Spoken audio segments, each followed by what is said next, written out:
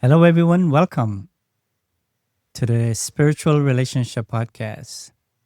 My name is Ken Hanneman, and this is my wife, Dr. Ann O'Hare. And today's topic is the magic of simplicity. So, in my opinion, there is something extraordinary about simplicity. There's a beauty, it has its own beauty. And the beautiful thing about it is that it's like you're listening to your heart and it leads your heart. It guides you to truth. It guides you to authenticity. Like there's no pretension about it. You focus on the essentials of life. And that has to be a conscious effort that you decide that I'm going to remove the clutter in my life and also to remove the unnecessary thinking and the clutter and the confusion in my mind. So, together with this approach, you'll find that there's less to think of. And also, if you remove the physical clutter, it will free up your mind for something sort of like open up, open up your heart to the simple things in life and the things that actually touches your heart. And that is what I find about simplicity as a virtue that we should all have that. It is cheaper that it's cheaper also to be simple. That's true. Yeah. I want to play devil's advocate a little bit here. Yeah. When I think of like hoarding, like people who are hoarding and in the mind too, not to mention the mind, but let's talk about the physical environment first of all. So with people who are hoarding and people who, there's two things about it. One, obviously, it's not what's needed. Okay. Right, yeah. But isn't it that you get used to it? Like you don't even recognize it as a problem. Yeah, right. People Yeah. you live like that. I'm bringing this up for a reason. Because we could be saying like, okay, get rid of the clutter, whatever. And somebody might not even recognize that it's hindering them. Yeah. I mean, the way society is, that's the value. Make it more complex. Yeah. Have more. You might not even finish using something. You barely use it. And then you want something newer, better, greater. Think about like one example, like how much silverware does one family need? We have like tons of silverware, isn't it? Or why do you need, if you have, let's say 4 people in the house, why do you need 17 mugs? Why do you need, it's just an example, but I think that what we've done is we've created a culture of abundance, which then became too much. Yeah. Like what's that word? Like it's not abundance, it's excess. Yeah. We've created a culture of excess. And also, I've seen now they have people who are living in one-room houses, like they're trying to change it. Yeah, like become they really like minimalist. minimalist. That's it. See? Yeah. So there's some awareness that maybe this excessive lifestyle is not working, right? But I just wanted to say, like devil's advocate, yeah, that might sound good if I see that it's a problem. If I don't see it's a problem, then maybe I won't change it. But one other thing, now going to the mind. How we know things are a problem is if I'm hurting inside, if I have suffering inside, or if I'm unhappy. I know then that something is not right. And I think this is where we maybe can start the conversation, like the practical side of the conversation, where simplicity as a principle of living, not as something that, I have to do or fix or whatever, but just think about it as a principle of living. Let's say thinking. Now go into thinking now. Wow. How much excess thinking do we do? Yeah. Like really? Yeah, How much excess thinking do we do? And we don't know that that's what's going on because we think it's normal. And I guess that's where I'm coming. So let me ask you as a question.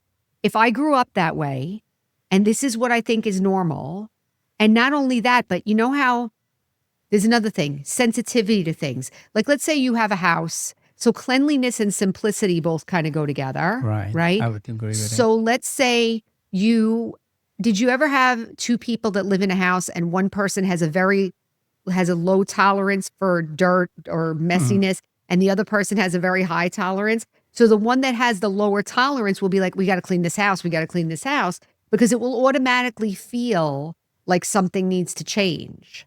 So my question to you is, let's say with the mind or with our lifestyle or whatever, how can we help ourselves to notice that maybe this is an area that we might want to look at changing?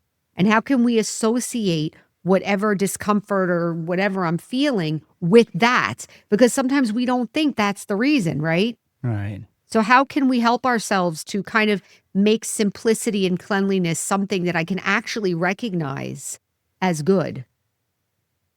I'll answer that with my own example. Mm, I recently retired and had a good job, and the income was good and life was good. I mean, you're independent, have things, have how.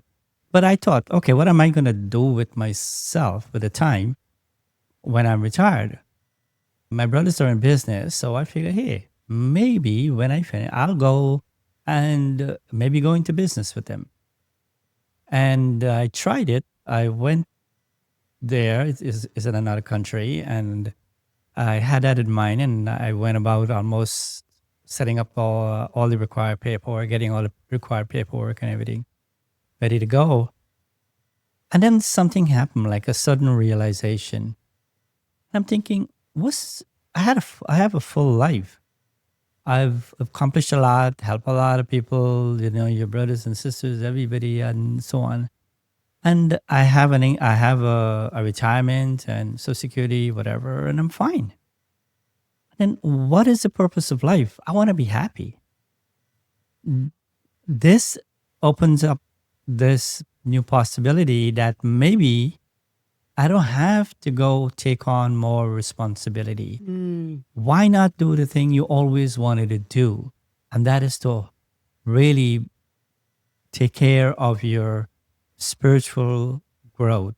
Maybe look at what is my relationship with my own self? And am I really happy on the inside? What is my self esteem like? What is my perspective on this valuable thing we call life? How do I look at the relationships I've had? Is there anything to be sorry for? And mm, can it be changed? And now it's been like almost 6 months, and I've made that change, and I've spent almost a lot of my time now doing service, trying to use my time towards projects that will benefit other people and so on. And the thing is that I'm happier because, and I'm sure if I was in business, I would have been so busy. I might have been even busier than when I was actually working in a hospital, mm. which is a little different from business. And and I have no regrets that I made the right choice, the right decision, because now I can spend more time in contemplation. I can spend more time in understanding my mind. I can also able to quiet my mind because there's less for the mind to think of. Mm, There is less challenges or, in business or in life generally now. There's so many things that come up in terms of relationship and difficulties with getting things done and all of that. I could keep doing that forever and end up still feeling empty.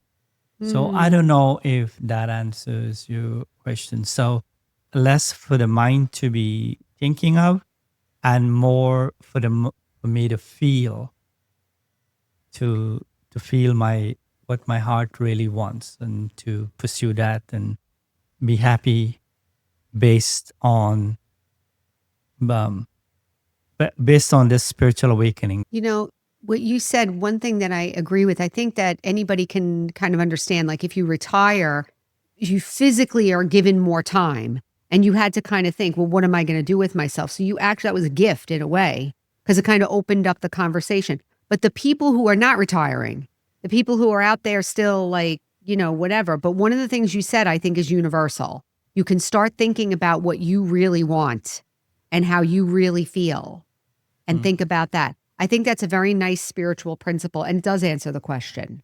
Because I Right. think if I start paying attention to how I feel, I would get in touch with the fact that maybe I am not very comfortable with my surroundings, or maybe I'm not very comfortable with all the worrying and thinking and guilt and everything that's going on. Maybe I do want to change that. So I think the principle of looking at myself or making a commitment to try to help myself or get better or feel better or be happy, I think that that is a very good answer, a good principle to start with. So in terms of, let's say I do start saying, okay, you know what? Yeah, I do want to be happy and I do want to feel comfortable. So we can say, so let's talk now about the actual simplicity. What does simplicity mean? Simplicity means, in your case, what you just shared was that you didn't want to overcomplicate. You didn't need to Yeah. overcomplicate. So maybe one of the things we can do is look around and say, where is there too much? Where is there too much? Even in the environment. Do you agree that like even fixing the environment changes, like you said it before, it changes your mental state? Yeah, it It does. totally does. The, I've seen this. You look at even in home decoration. Do they ever show you a brand new house filled with stuff? No. There's an elegance to space, to Mm. you Like don't need some to put, emptiness or some like not yeah, too much things in it, right? right. Like there's peace. It's When it's peace. filled, you can put very, very expensive things and fill it up, and then it devalues the experience. Yep. It's not the same. It's clutter. What is clutter? Even clutter of the mind. Who wants, like, I just had this thought, like a swarm of bees. If the bees are flying, if you watch a bee on a flower, maybe 2 or 3 bees like on flowers and you're like, enjoy yourself. And then there's a swarm. Like, who wants the swarm?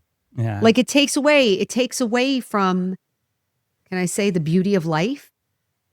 it It does. takes away from the beauty of life. So whether it's physical habits, physical environment, whether it's the mind, whether it's activities or relationships or responsibilities or whatever, we're saying that it might be a good idea with the principle of simplicity to take a look and see, Right. do I need that much? And if I simplify, one thing I'll just share quickly about the home environment. I grew up in the excessive culture also. And I used to think, well, you have to have this for this. Like you have to have this many pairs of shoes. And what if I have this? And what if I need this? And I really have kind of like abandoned some of those old messages. And I invite people who are listening to take a look at some of those messages, that we don't need to spend so much money on things. There's a lot of money being spent on things that you never even look at or use. Yeah, and the personal debt is rising. Credit card debts are rising. Yes. And the more debt you have, the more your mind is confused or feel overwhelmed. It's very It's hard to be peaceful if you're in debt. yes, it's very hard.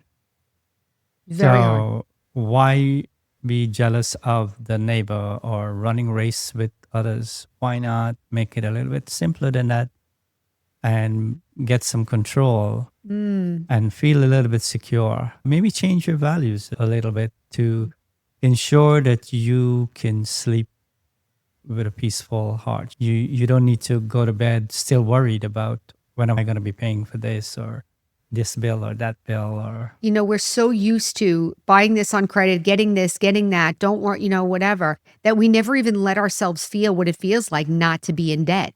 Our home now is paid for. That was a huge feeling, wasn't it?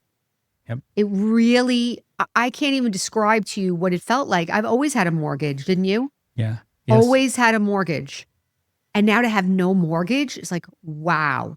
And then of course, like as soon as we did that, we're like, what else can we pay off? What else can we pay off? Right? 'Cause it yeah, felt so good. Can we pay off this? Can we pay off that?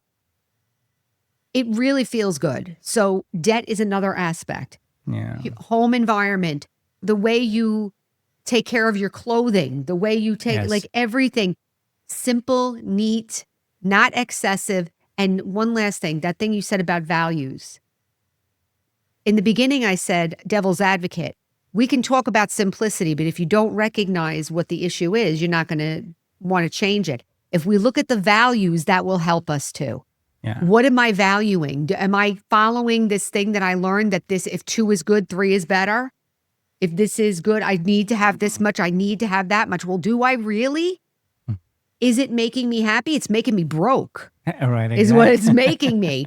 I mean, Yeah. and that's not to say that people shouldn't spend their money on whatever they want. I'm not saying that. I'm saying that internally, if a person is in debt, it's very hard to be happy and peaceful when you're in debt. Yep. That's it.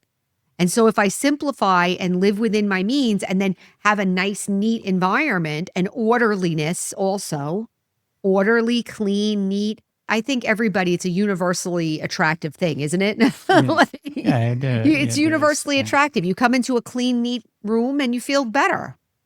Yeah. So anyway, so that's some things to think about. It's not just about physical environment, it's also about our mind, our choices, how we operate. Everything can be simplified. Yes? Yeah. So with that, I hope you can maybe get something of value from this, and it helps you. Okay. All right. So thank you for I listening, think. and we'll see you next time. Yeah. Bye bye, everyone. Bye.